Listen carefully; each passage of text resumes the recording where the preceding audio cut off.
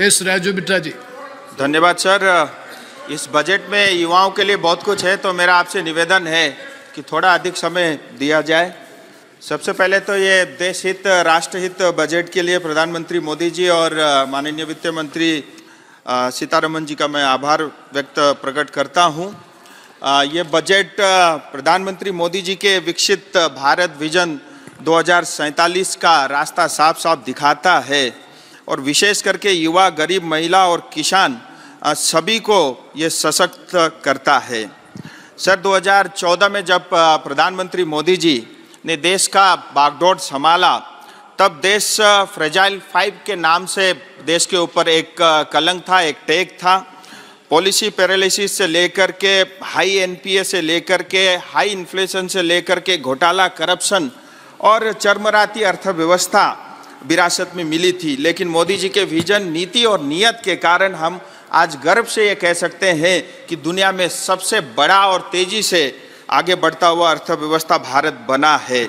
और फ्रेजाइल 5 के बदले आज जो है ब्राइट स्पॉट के रूप में भारत जाना जाता है। जबकि इसी दौरान कोविड की महामारी का सामना भी करना पड़ा, यूक्रेन और रशिया के बीच में युद्ध हो या अनेक ग्लोबल डिस्टर्बेंसेस भी इस दौरान में रहे।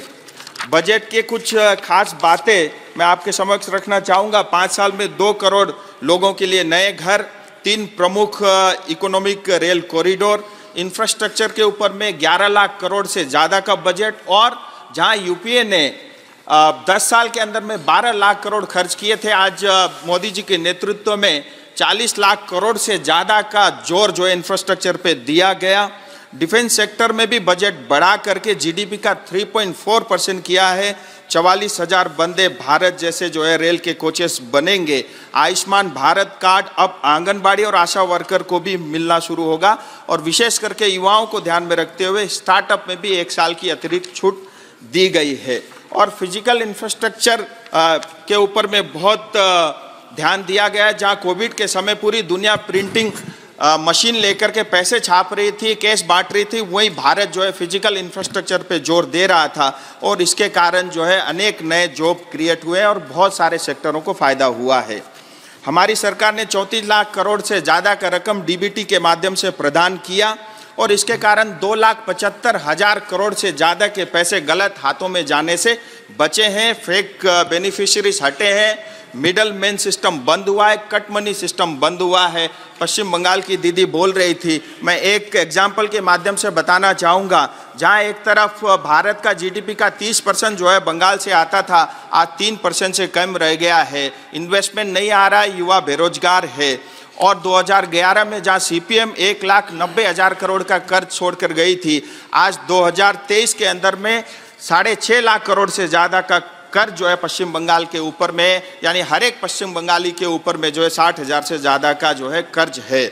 और इनका रोल मॉडल देखिए, करप्शन और भ्रष्टाचार का कैसा होता है। मनरेगा के बारे में बोला जाता है पैसा रोका है, लेकिन मैं आपको आंकड़े के साथ कहना चाहूँगा 10.5 करोड़ की आबादी पश्चिम बंगाल की है, जहाँ जॉब कार्ड जो है घर से एक ही को मिलता है, 18 से कम आयु को नहीं मिलता। उसके बावजूद भी 3 करोड़ 78 लाख जो है जॉब कार्ड पश्चिम बंगाल में बने। जैसे आधार को लिंक किया, तुरंत घट के जो है 1.5 करोड़ से ज्यादा जो है इनके फर्जी कार्ड जो है बंद हुए।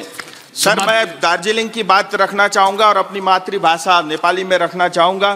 दार्जिलिङ पहाड तराई डुवर्स का जनताले धेरै लामो समयदेखि गोर्खाल्यान्ड रूपमा एउटा छुट्टै प्रशासनिक इकाइको माग गर्दै आएको छ। यसको कारणले गर्दा विगतमा थुप्रै आन्दोलनहरू भए।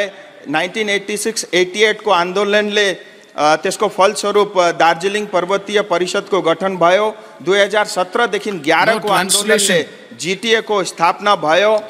अर्ध स्वायत्त निकाय भनेको जीटीएलाई पनि पश्चिम बंगाल सरकारले चल्न देन। यसको कारण पुनः 2017 मा फेरि आन्दोलन भयो। हाम्रो क्षेत्र राष्ट्रिय सुरक्षाको दृष्टिले पनि अत्यन्त संवेदनशील छ।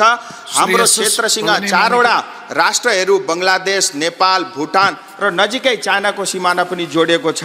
विगतको दशकमा हजारौं रोहिंग्या अनि अवैध हजारौंको संख्यामा